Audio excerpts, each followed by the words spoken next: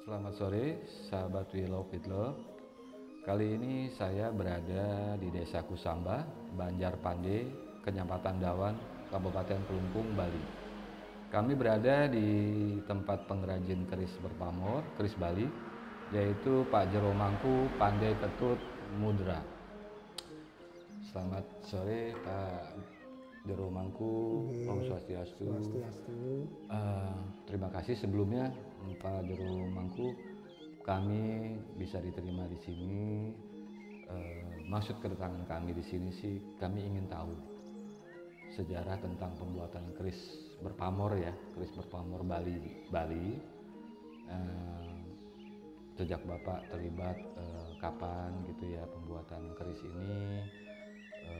Apakah itu dari turun temurun? Ya? Apakah ini suatu karya seni yang Bapak dapatkan dari generasi-generasi sebelumnya, ya? Atau Bapak juga berpikir untuk nanti meneruskannya kepada para penerus Bapak? Bisa kami diceritakan Pak Jero? Terima kasih atas kesempatan yang diberikan terhadap kami. Kami selaku pengrajin keris Bali, pertama kami akan memperkenalkan diri dulu. Nama saya Jero Mangku Pandai Ketut Mudra, beralamat di Banjarpande Kusamba, Kecamatan Dawan, Kelungkung. Ya. Tentang profesi yang saya kerjakan sekarang adalah pembuat keris Bali.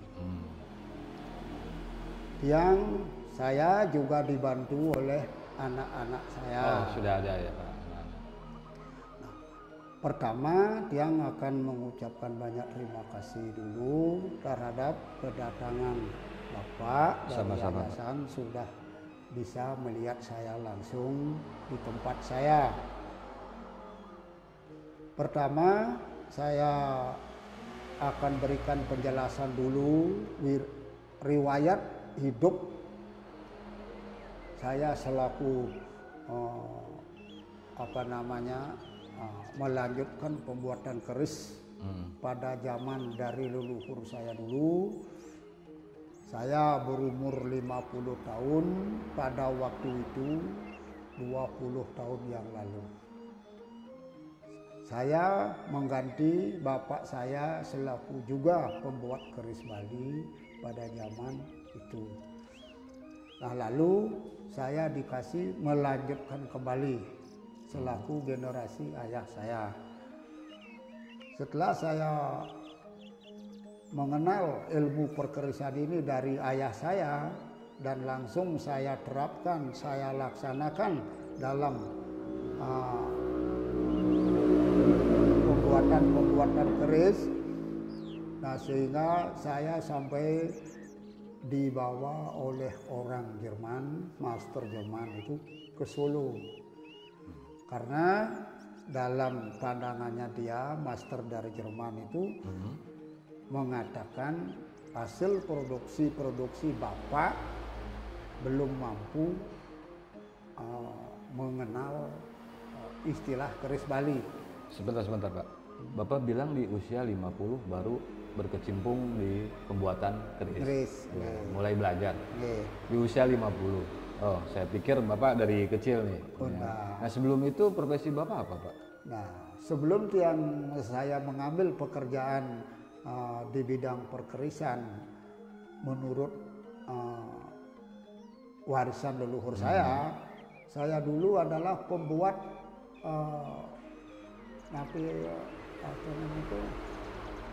kerajinan emas, logam perak, logam emas, cincin, gitu ya, gelang gitu. Ya, itu pengalaman hidup saya dulu sebelum mengambil perkerisan.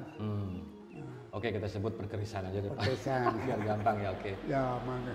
Nah, di sana saya belajar di Solo bagaimana tata cara orang bikin keris Bali. Sama orang Jerman ini. Jerman. Jadi orang Jerman ini datang ke tempat Bapak. Ya. Ya. Dia itu mesen Apa yang mau ngapain ya Pak sebetulnya? Dia datang sebenarnya memberikan ilmu. Ilmu? Ya, dia bukan mesin, dia tidak perlu sesuatu itu, tidak perlu. Oh. Dia mendidik saya supaya saya mampu membuat keris Bali. Tujuannya cuma itu. Ini menarik sekali ya Pak. Ini jadi orang asing, orang Jerman ini datang ke tempat sini. Nah, datang ke tempat sini aja kan sebelumnya bukan daerahnya pembuatan perkerisan lah istilahnya. Dia tahu dari mana Pak dia datang ke sini? Nah, kalau orang asing Master Jerman itu, Distrik Bisir namanya, dia tahu bahwa pembuatan keris di Bali zaman raja dulu itu di Kusamba.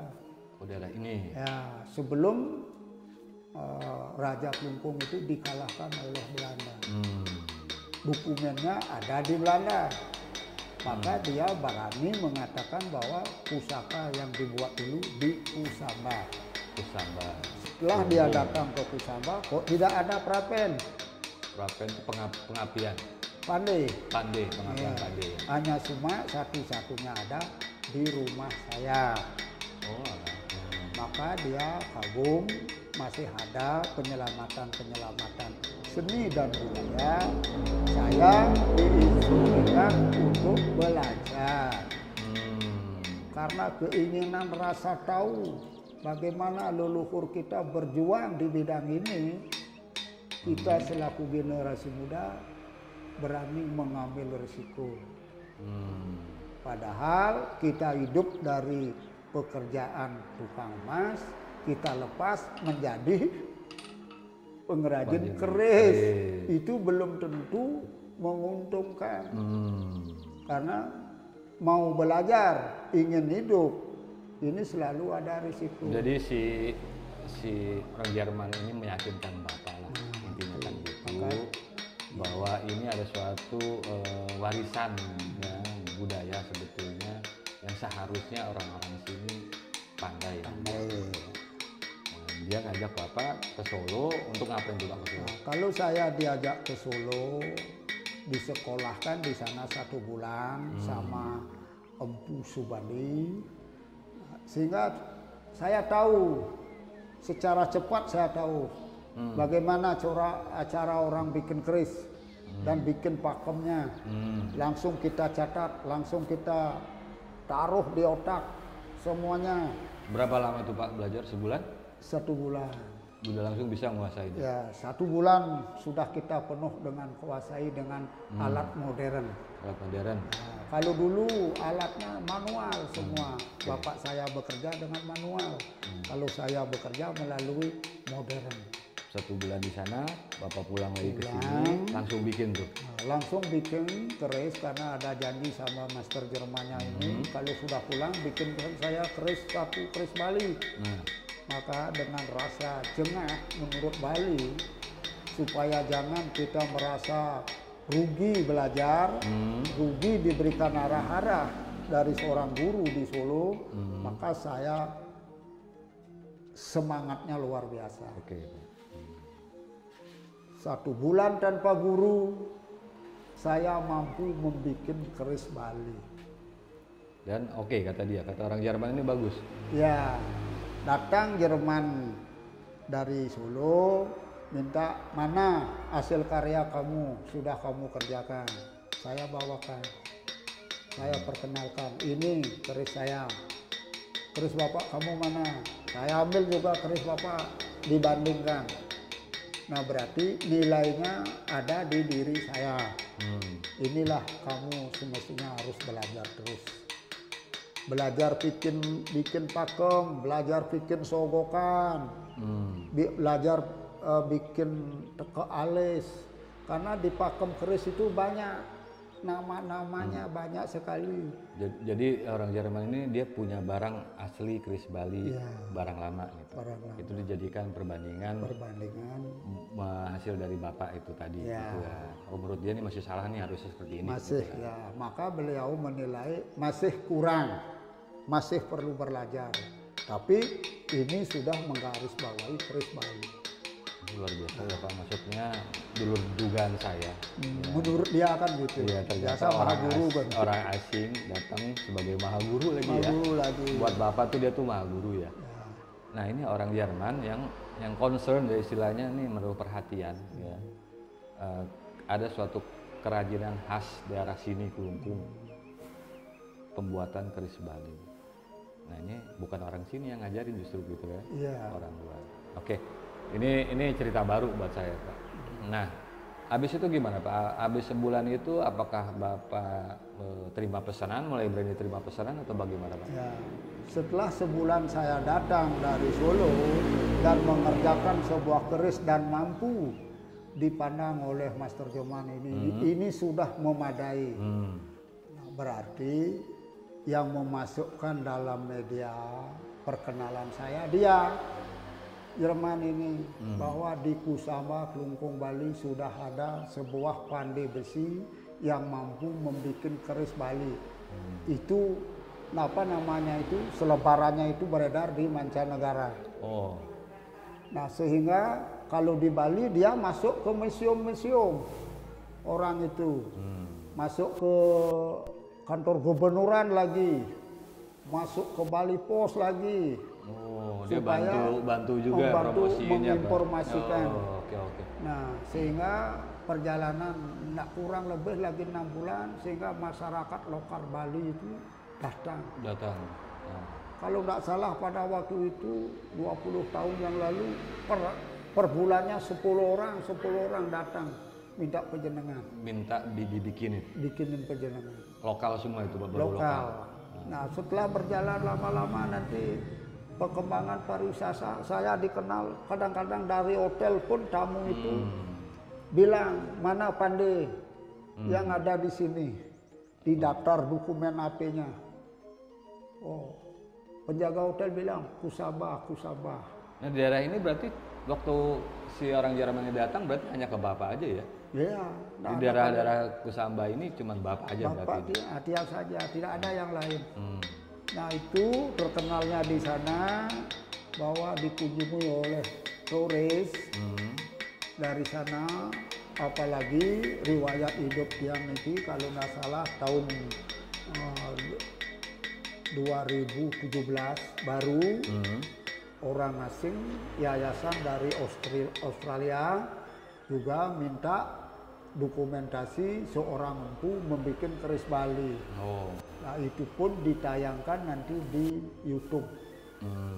Kalau ada belum mengenal saya, ketik YouTube keris Bali Budi Luhur, pasti Budi Luhur, nanti dilihat di sana sambil bekerja, sambil masuk pati dan komplit. Gitu. Nah itu di sana. Jadi mulai dikenal sama orang-orang asing nih Pak. Nah mereka datang juga mesen apa gimana? Datang. Pak? Dari mana aja tuh Pak? Kalau negaranya itu banyak Pak. Ada Prancis, Brasil, Swedia, ada dari Turki, Abu Dhabi, Australia, Italia. Tapi ada dari ke Hawaii, Korea, Jepang, Thailand, ada di sini Singapura. Oke Pak Juru Mangku nih kan kita ngomong dunia perkerisan ya. Sepengetahuan saya keris nih kan ada yang buat berupa souvenir aja kosongan istilahnya. Betul.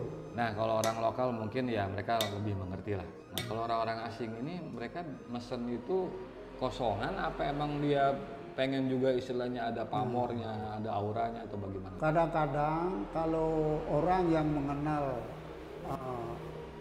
aura-aura kebesaran Tuhan sesuai dengan jati dirinya supaya dia dipandang oleh masyarakat berwibawa, dikenal oleh masyarakat dia santun sekali, dharma sekali. Jati dirinya itu adalah sebuah penjenengan. Penjenengan itu adalah keris. Menurut dia percaya sekali dengan kebesaran yang namanya Trimurti. Keris itu melambangkan kekuatan 3 alam semesta. Karena dia mengenal dalam konteks agamanya seperti itu, dia pesen. Nah, itu kan warga Bali, Pak. Ya. Luar juga begitu? Ini karena pertanyaan dulu ke orang luar. Ya, juga sama ya seperti itu. Orang luar pun seperti itu. Kok dia mengenal lebih dulu daripada kita di Bali? Oh gitu? Ya, makanya awalnya dia datang ke sini door to door. Bisa dia pesan melalui langsung ke sini, bisa dia pesan melalui nanti online. Online. Ya. Oh, Bapak udah online juga waktu itu ya? Udah, sekarang kan anak saya kan di Amerika. Ada Instagram apa begitu Ya, maksudnya?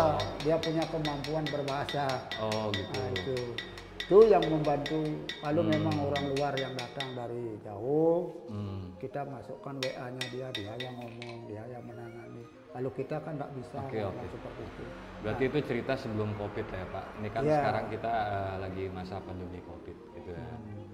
Dulu berarti Bapak kan punya nih namanya apa showroom Bapak ini kan. Itu turis-turis pada datang lokal maupun luar, made by order lah. Ada yang mesen gitu kan, mesen ke Bapak pembuatan keris gini-gini.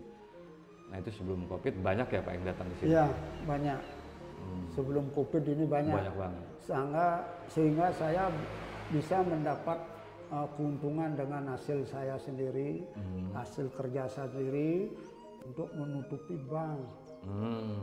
Kalau tanpa itu bangkrut. Modal ada showroom seperti itu dari bank semua. Oh gitu, bahan baku segala macam ya Pak. Bahan baku ngambil dari mana itu Pak? Bahan baku kayak misalnya apa? Kalau bahan baku yang kita datangkan itu arangnya dari Solo, nikelnya juga dari Solo, warangannya juga dari Solo. Kalau besi dan baja dan lain-lain, ada pendukung perak dan sebagainya, itu cukup ada di Bali. Maka kita modal kecil yang mana bisa dibeli dengan besar, kita utamakan yang besar. Saya pengen tahu Pak, kalau orang luar nih atau ya orang lokal lah pesen gitu kan, dengan seleranya dia, pakemnya dia pengen kasih emas segala macem, ukiran perak gitu kan. Nah kebetulan kan Bapak juga kan dulu pengrajin emas dan perak gitu ya. Nah, apakah semua order itu Bapak kerjakan gitu kan ya, dari seni peraknya, emasnya. Terus kira-kira harganya berapa sih Pak? Itu kalau boleh tahu. Kalau sebuah keris dengan penuh aksesoris, variasi, itu bisa menghabiskan dana kalau diisi emas, mendetailnya diisi emas, itu paling tidak keris seharga 30 jutaan. Itu look mana aja? Look 1, 3 sama aja? Beda. Oh beda. Kalau memang looknya sampai 11, itu lebih sulit dikerjakan, lebih mahal lagi, ya enggak lagi 1 juta angka. Itu karena dipandang dari segi ongkos. Ya, kalau kita melihat dari segi konsumsinya itu ada batu permata yang asli-asli, niku mungkin naik lagi lebih tinggi. Bisa 30 juta lebih lah. Ya. Dan juga ada sebuah keris dengan komplit emas, wilahannya trimurti, pendukungnya itu adalah emas. Selopnya umpamanya emas komplit semua, dibungkus emas. Danganannya, tonggongnya juga emas. Itu dana itu bisa lebih 250 juta satu keris. Berarti dulu sebelum COVID itu sebetulnya Bapak bisa menggantungkan istilahnya kehidupan Bapak dari pengrajinan keris ini ya. Bapak dan putra Bapak tadi ya, 2 orang ya Pak berarti ya yang membantu pembuatan keris ini. Ya, paling tidak yang membantu saya 4 orang. 4 orang, 2 putra Bapak, 2 putra saya, 2 orang lain. Jadi untuk penerus Bapak udah aman deh nih ya, Udah ada yang aman. meneruskan. Itu. Nah kalau ceritanya lagi COVID gini gimana Pak? Tamu kan banyak yang nggak datang. Nah, showroom selama tuh COVID dari bulan Maret sama sekali tidak ada siapapun, tidak ada, apalagi orang lokal Bali. Selama 3 bulan betul-betul neraka bagi saya karena punya keahlian di bidang ini. Dan bikin barang stok akhirnya. Sehingga Pak lihat ada stok di sana. Iya, saya lihat itu. Nah, karena apa? Karena tidak ada pekerjaan lain.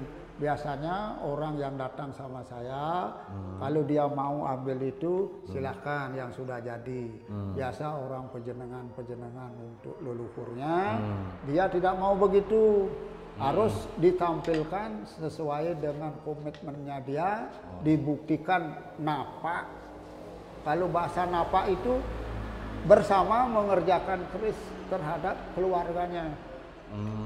Nah, itu kebesaran kami selaku pengrajin keris Bali, bahwa semua orang-orang yang ingin membuat pejenengan semestinya dia datang ke Prapen napak juga. Oh, jadi maksud Bapak itu Bapak bikin stok itu belum tentu orang tuh minat ya Pak ya? Belum tentu. Belum tentu. Mereka lebih senang pengen jati dirinya terungkapkan pakai di pejati, sesaji, Iya, pakai perlengkapan lainnya untuk kita haturkan terhadap kebesaran Tuhan. Nah, tadi kan kalau nggak salah disinggung putra Bapak bisa sebelum Covid ya menjual secara online gitu kan. Nah itu apakah yang Bapak bilang tadi tamu nggak ada yang datang itu nggak bisa ngapain, itu Bapak tidak menjual menawarkan secara online atau bagaimana Pak? Begini, kalau kita langsung menawarkan barang kita dengan online, kita harus banyak modal. Modal apa tuh Pak? Ya modal alat-alat. Nanti saya minta seperti ini. Di mana kita dapat bahan pendukungnya? Nanti kalau dia ACC, dia pun belum tentu ini bahannya betul murni apa palsu. Oh gitu. Gitu. Maka online sekarang dia minta jujur, pandai itu harus jujur, benda-benda apa yang dipasang, semuanya harus di WA kepada pembelinya. Oh itu. Berarti Bapak misalnya bikin lah ya, Bapak berkarya sendiri, menciptakan sendiri, terus tawarin ke online, itu nggak ada yang tertarik apa bagaimana Pak? Iya tidak tertarik. Ini saya jual keris, foto-foto seperti ini tidak menarik dia. Oh. Ini paling-paling keris Jawa. Keris Jawa itu ditakuti oleh orang asing. Oh gitu. Maka saya tawarkan keris Jawa, ya nggak mau. Jadi online ini nggak efektif buat Bapak ya? Berarti kan Bapak butuh tamu datang berarti kan? Sekarang baru ini kan dari Singapura ditahu, Pak ini nomor siapa? Nomor saya. Bapak betul membuat keris Bali? Betul. Sekarang saya mau order, bikinkan saya keris seperti ini.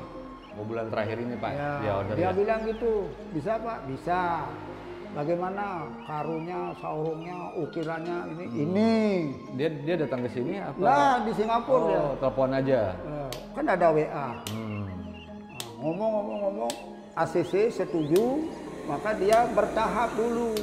Carikan saya caru cendana, keliling saya cari. Sudah dapat, ini bos, kayu cendana seperti ini. Harum, berapa ini? 4.500.000. Oke. Lalu dia sudah kirimkan uang. Saya bilang gitu, besoknya dikirimi uang 4,5. Oke, berarti Bapak tuh sebetulnya udah sangat dikenal ya di berbagai mancanegara tadi. Ya, Bapak lagi situasi begini menawarkan produk di online, ternyata ya pembeli keris ini kan punya karakteristik sendiri ya. Dia nggak seperti beli baju langsung mau lihat gambar cukup. Ternyata mereka benar-benar pecinta sejati keris ya, mereka pengen barang yang otentik, yang ori gitu. Nah tapi kan emang sekali lagi Pak, situasi kan lagi begini. Kira-kira harapan Bapak apa nih? Yang sebetulnya apa sih yang Bapak harapin untuk situasi? Kalau harapan saya ke depan, mudah-mudahan COVID ini cepat hilang dan pemerintah kita cepat memberikan informasi penerbangan kita harus dibuka supaya turis banyak datang ke Bali. Kalau tanpa turis datang ke Bali, semua nanti pariwisata termasuk saya selaku pengrajin untuk kepentingan itu akan mati suri. Sebentar Pak, ini berarti kan Bapak mengharapkan tamu dari luar yang untuk datang ke sini. Iya. Ini lokal gimana Pak? Lokal sekarang ini di masa COVID ini nih lokal gimana? Kalau kita menyebut lokal, order dari lokal, 1 bulan sih ada 1. Kalau dulu sebelum COVID bisa 10 masuk. Nah lokal ini kan lokal Bali ini mulai agak istilahnya kan masih bisa bergerak lah Pak, bisa datang seperti saya datang ke sini. Iya. Nah, masih. Permintaan dari Bali hanya 1 gitu. Ya, tapi dia masih takut karena situasi Kelungkung masih rawan dengan COVID. Oh gitu. Ini suara ini dibesar-besarkan. Diam di rumah, jangan kemana. Oh gitu. Ini instruksi ini takut masyarakat datang. Oke, paham Pak. Jadi Ya. intinya sih ya Bapak mengharapkan satu-satunya jalan buat Bapak itu situasi segera pulih normal. Ya. Karena emang barang Bapak ini ya benar-benar spesifik ya kayak khusus gitu ya, made by ordernya tuh benar-benar orang yang mengerti keris. Mengerti. Dan produk yang Bapak tawarin juga bukan yang keris-keris Keris-keris sembarangan gitu. ya. Oke. Juga saya sampaikan di sini, sebelum COVID saya sudah partner dengan orang Austria. Dia ada di Sanur. Dia punya ambil istri di Sanur, dia menetap di Sanur, dia langganan keris sama kita 1 tahun 20 biji. Nah sekarang macet, setelah bel bagaimana Tuan? Kok lama sekali tidak ada informasi? Gumine suwung. Dia bilang Gumine suwung. Apa tuh? Sepi. Sepi. Tidak bisa, tidak ada turis datang. Dulu barang saya dikenalkan keris Bali ke sana, orang-orang Eropa, dia belinya sama dia, bukan sama kita. Oke, Pak Jero Mangku. Saya dan tim ini kesini kan benar-benar menyaksikan bahwa Bapak ini emang betul-betul pandai ya, pembuat keris tradisional Bali ya. Dan saya juga ngelihat produk-produknya gitu kan ya. Nah, Bapak, saya minta izinnya Bapak untuk ya istilahnya kami membantu memperkenalkan Bapak lagi lewat We Love With Love, lewat yayasan kami. Keberatan nggak Pak kalau misalnya ada yang memesan lewat kami? Nanti dari situ kami akan teruskan ke Bapak. Ya. Jadi kalau misalnya Bapak mengizinkan seperti itu, sahabat-sahabat We Love With Love mungkin tadi bisa mendengarkan pembicaraan saya dengan Pak Jero Mangku bahwa Pak Jero Mangku ini asli pembuat keris Bali ya. Dan satu-satunya di daerah sini, daerah Kelungkung. daerah Kelungkung ini. Jadi jangan ragu untuk memesan pembuatan keris khas Bali ke Pak Jero Mangku. Bisa teman-teman sekalian memesan lewat kami, nanti kami akan teruskan ke Pak Jero Mangku. Saya rasa begitu aja Pak Jero Mangku gitu ya. Kami sekali lagi terima kasih atas sambutan Bapak ya sekeluarga kepada kami. Mudah-mudahan apa yang diharapkan Bapak, situasi ini segera pulih kembali. Ya, Oke, teman-teman sekalian, kami dari We Love With Love mohon izin, terima kasih sekali lagi atas perhatiannya. Selamat sore. Terima kasih Pak. Suk semua. Suk semua. Terima kasih.